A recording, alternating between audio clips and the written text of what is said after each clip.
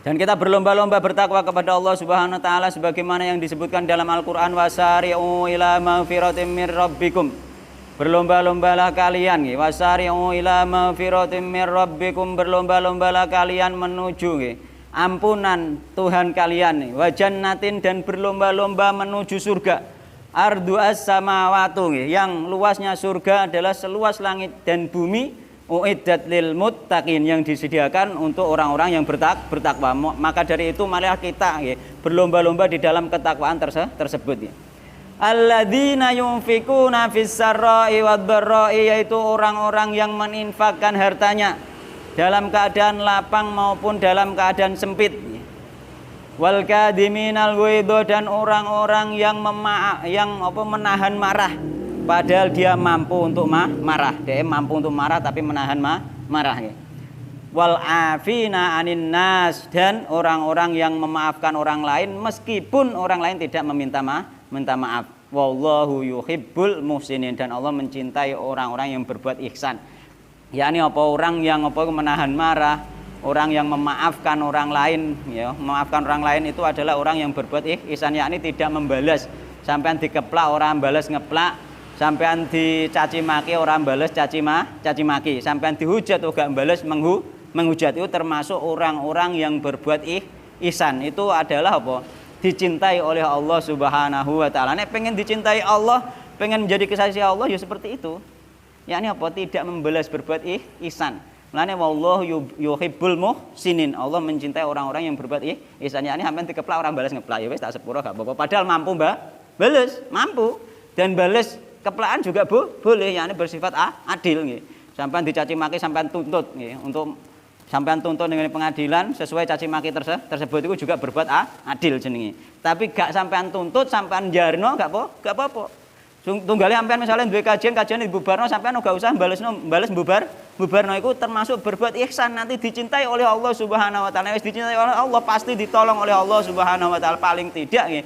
Minimalnya kita nanti ditolong oleh Allah di akhirat, yakni kita dimudahkan di dalam hisab, dimudahkan di dalam meniti siratal mustaqim, yakni sirat sing menuju surga Allah Subhanahu wa taala. Dengan ihsan tersebut kita dicintai Allah dan dimudahkan masuk surga Allah Subhanahu wa taala. Dan itu harapannya ketika kita berbuat ihsan, itu gak usah bales, gak usah risau nek ana wong nek ana wong bubarno kajian, obrak-obrak kajian, gak usah dibales, gak apa-apa. Kita berbuat ihsan. Kita doakan saja, kita berdoa kepada Allah Subhanahu wa taala. Termasuk kedoliman pemerintah, yuk kita harus ikhlaskan saja, kita doakan saja, kita doakan orang-orang yang dolim itu supaya diberi hidayah oleh Allah Subhanahu wa taala. Itu termasuk ciri-ciri dari orang-orang yang bertakwa, yakni kekasih Allah Subhanahu wa taala. Gak usah ribet-ribet, ora usah ribut nih. Ribut ya apa-apa ribut ya mboten nih.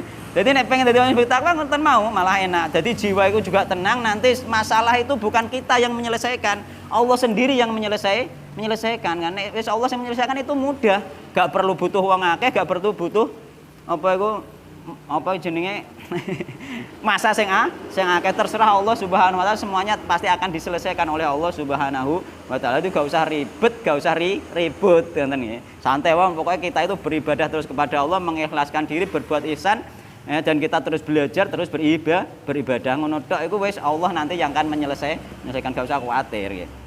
Mergo apa syariat itu gak ngarah salah nggih. Kita dilarang berdemo itu gak ngarah salah.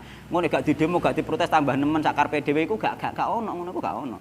Mergo apa? Ketika kita iku wis taat kepada Allah, Allah lah nanti yang akan mengatur semuanya. Sing jadi masalah akeh sing protes, akeh sing grundel. Syariat taat ning gone pemerintah iki ternyata meskipun orang-orang yang sudah mengaku ahlu sunnah wal jamaah, orang-orang yang sudah mengaku kenal sunnah, ternyata kebanyakan mereka hatine sing grundel, gak trimo isekan nggih. Padahal itu syariatnya Allah Subhanahu wa taala, dia gak terima. Gak terima. Saya dipertanyakan terus, mosok sih gak oleh ngono terus nggih. Mosok ngono terus. Nggih to? Nggih, kebanyakan ternyata setelah kula kenal banyak orang itu kebanyakan masih seperti itu. Padahal kita harus mengikhlasan. Dulu Imam Malik itu gak oleh bermajelis taklim, Pak, oleh pemerintah pada saat itu. Imam Malik gak oleh ngajar ngene, gak oleh. Tapi Imam Malik biasa sami'na wa ata'na kepada pemerintah. Imam Malik nang omah wae gak ngajar. Iku sekelas Imam Malik. Imam Malik gak ngajar, akhirnya muridnya ono sing pira hadis moko apa. budal ning gone Imam Malik terusan karo Imam Malik dikei roti njero kei tulisan hadis digo mulai. Ngoten terus. Ngoten tok. Dadi dhek gak buka majelis taklim karena dilarang oleh penguasa pada saat itu. Iku Imam Malik. Inilah yang harus kita contoh seperti itu. Seandainya dilarang yo wis piye kita pakai cara yang lain, yang penting ilmu tetap jalan sebagaimana Imam Malik. Cukup lah ulama misalnya nulis buku, nulis kitabnya dibaca, diterjemah, dibaca. Misalnya pun gak oleh bermajelis taklim. Misalnya pun penguasa sampai sedolim-dolimnya ngantek majelis taklim gak oleh misalnya, masih bisa dengan cara yang banyak. Yakni apa? Ulama nulis kitab, nerjemah kitab atau ustadznya nerjemah kitab kan bisa dibaca di rumah sebagaimana Imam Malik nulis hadis dikene roti digawe mulai. Terus dihafal muridnya tanpa bermajelis taklim. Itu. Jadi Ahlussunnah wal Jamaah sampai seperti itu taate ning gone pemerintah ngoten ya. Ojo ragu Imam Malik wae gak ragu kok. Kok kita ragu dengan ketaatan tersebut ya. Ya, tapi wallahu taala alam tentang hal yang seperti itu. Yang penting kita berusaha mencontoh sebaik mungkin, mengikhlaskan hati. Ya, mengikhlaskan hati tentang syariat-syariat Allah meskipun koyo-koyo itu gak masuk akal kan ngoten ya. Koyo-koyo gak masuk akal tapi tetap harus diikhlaskan.